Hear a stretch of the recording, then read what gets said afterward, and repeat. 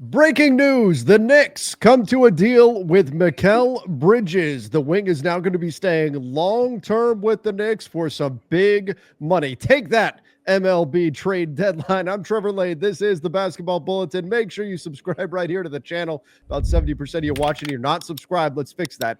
Hit that subscribe button. Joining me is Donnie Freeman. Donnie, this is a lot of money for Mikal Bridges, but at this market, probably worth it. 4 years, $150 million contract extension for Mikal Bridges. We weren't really expecting that, and I know baseball folks are losing their minds that this is happening during the MLB trade deadline, but you know what? The NBA said, hey, we're going to steal just a little bit of that spotlight.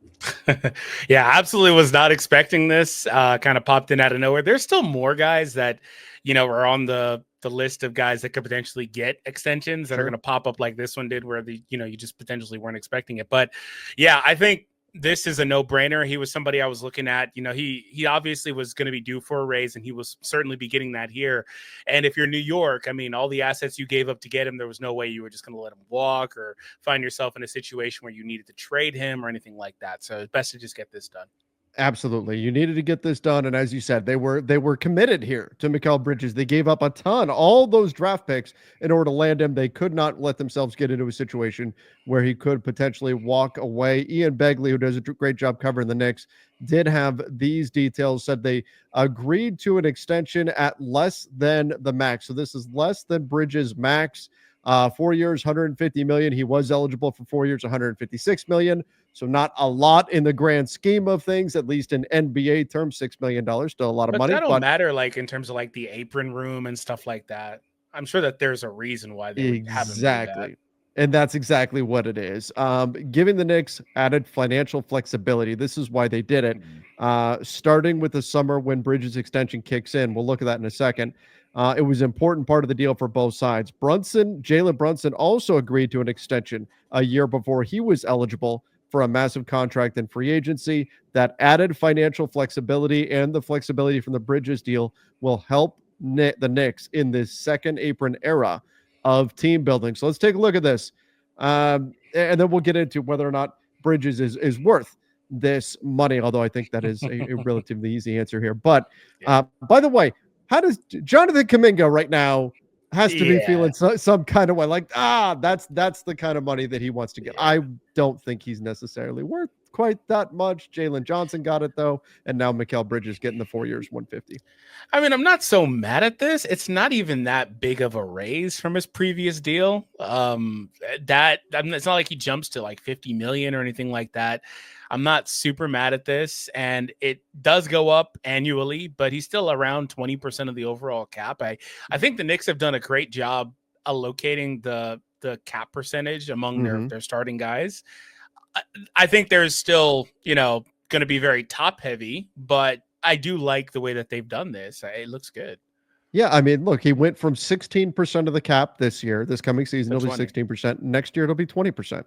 Like that's not crazy. And a bump of 4% of the cap, and he basically stays at 20% of the cap for the entirety of the deal. There's the sticker shock of going up to 33 million and up to 40 million that people are going to see, but it's not that. That's what will get people. It's that sticker shock. But remember, Jalen Brunson took a little bit less, and that's what's going to take.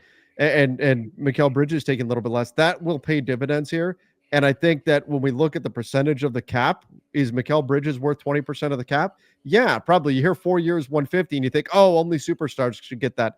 That's not the cap reality that we're living in right now. Now, would you ideally be paying 57 million to Karl Anthony Towns? No, but Brunson and Bridges getting these deals probably take some of the sting out of that. I do like the way Bridges combines with OG Anunoby. Now, Begley mentioned that second apron. Taking a look there. That keeps the Knicks projected for next year 15 million under the second apron based on current projections. Obviously, that's pretty good. So that can change certainly as some of these other moves come in. Remember, there is a cap hold of $24.6 million on the books right there for Mitchell Robinson. So that can certainly change as well. Who knows what happens with Yabusele. But the bottom line is this makes it significantly more likely that the Knicks will, at the very least, have the taxpayer mid-level to use next summer in free agency by getting Bridges to take a little bit less, which we're not talking about a ton of money. It'll probably be just over $6 million next year, but that's still money that they can go spend. So these kinds of margin moves that we talk about in terms of getting Bridges to take 6 million less, those things can absolutely matter when you're building out a roster in today's NBA. Oh, absolutely. I don't know if I love the cat salary, but just overall, like I said earlier, I do think that they've done a good job Sure. with the way that they're spending the money that's available to them. And I do wonder what they're going to do. You know, you talked about Mitchell, things like that. I do wonder what they're going to wind up doing with some of these other guys. But I think as long as you're able to keep your main core pieces, that you're in a great situation in terms of like keeping your team. Like I do like that they're all 28, 29, 30. Yeah. They're all like in this same window. They're all locked up long term. Like I think that they've set themselves up pretty well here. Well, that's really what they're doing. They're committing long term to this Cat, OG, Brunson, Bridges core. Josh Hart, Hard can't as leave him well. out. Yeah, that core they're now committed to long term.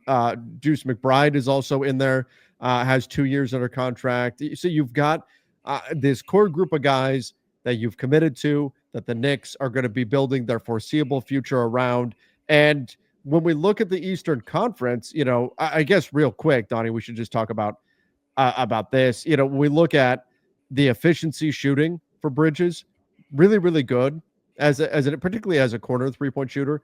High efficiency shooting the ball. When you look at overall what he's doing offensively, he's been a solid player for them. And then defensively, he's a guy who, while he isn't a great rebounding presence with the Knicks, he is a guy who defends well on the perimeter without fouling. We all remember the big stops he made against the Celtics in the playoffs, and you need the kind of guys that can defend on the perimeter the way he can. So I don't mind the value. You go dig into the numbers a little bit further, and you see that the Knicks have just been flat out better when Bridges is on the floor than when he's off, and I think that's what really matters here.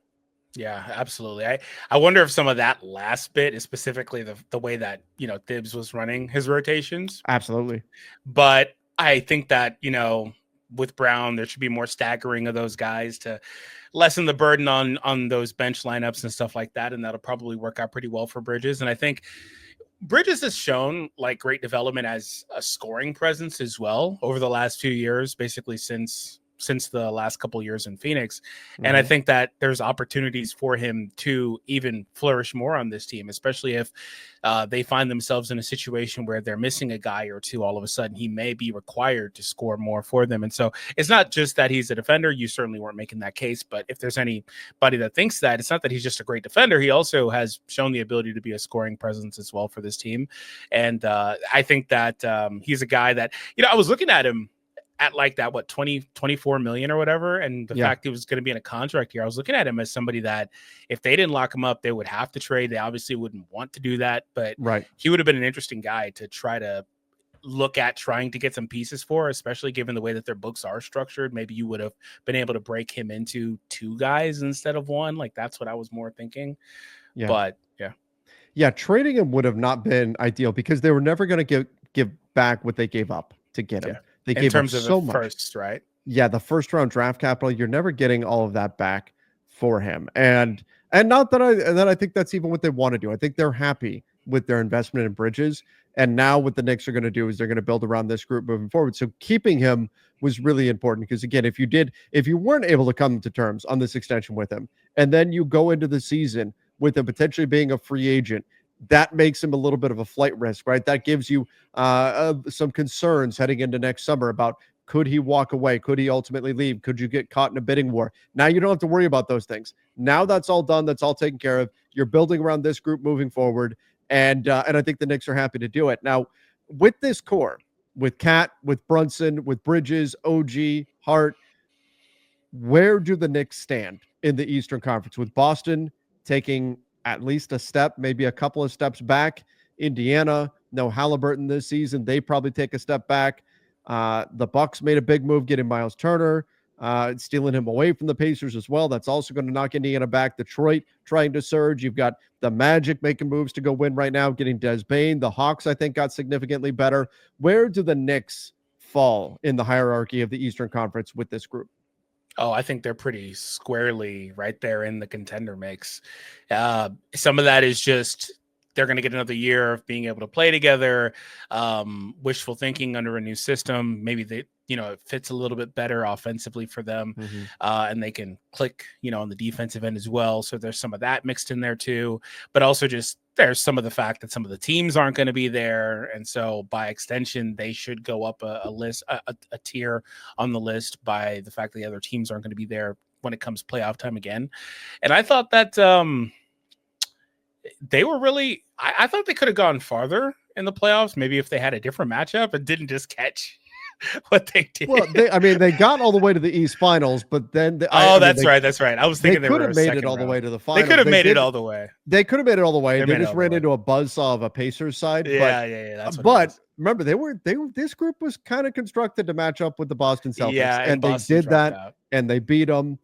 And I still like this group, as a core moving forward in terms of the roster build. Maybe you're giving a little bit too much to Cat here, but I've got them firmly as my second best team in the East right now, right behind the Cavs. I think the Cavs were too good during the regular season. There's too much of a gap, 13-game gap between the Knicks and the Cavs last season. I know the Knicks made it farther than the Cavs did in the playoffs, but I think the Cavs played at a level that was higher than what we saw from the Knicks over the bulk of the regular season. So I'm still going to give them the nod there, and I'm going to have the Knicks as the number 2 team right now in the Eastern Conference. But I do think it would not be out of the question for them to finish the season as the number 1 seed in the Eastern Conference. I think that is very, very possible as well. So I think they're right there in the mix. I think they're a contender for sure. Yeah, I think there's some questions on some of these other teams as well. Like, how much better is Atlanta? How much better is Orlando? How does Philly look next year? Are we expecting them to just have a season where they're just completely ravaged again? Yeah. But I think that the safe bet is that it's going to be Cleveland and New York 1 and 2 in the standings. But I do think there are some questions for some of these other teams. And then also Milwaukee, they should be able to get more wins as well. So we'll see what happens. Now, we had all year last year in the East, we had penciled in Cavs Celtics East Finals. Neither team made it. So nothing is a guarantee here, but I think the most likely matchup right now on the last day of July, I think the most likely Eastern Conference Finals matchup is the Cavs and the Knicks. And that would be a lot of fun. That would be a really fun series. But again, anything can happen. That's why they play the games. But the Knicks, I think, making a smart decision here, getting Mikal Bridges locked up. They're committed to this core moving forward. And now I think they even will have flexibility to add a few pieces around the edges by having Bridges take a little bit less, Jalen Brunson take a little bit less. Not a lot of flexibility, but enough. And that just might be the difference in an Eastern Conference that should be pretty close at the top. But everybody give us your thoughts. What do you think about the deal for Mikal Bridges? Did the Knicks do the right thing? 4 years, $150 million extension for Bridges. Do you like the move? Do you like what this does to the Knicks books moving forward? Give us your thoughts in the comment section down below. Don't forget to subscribe right here to the Basketball Bulletin. Till next time, everybody. See ya and stay safe.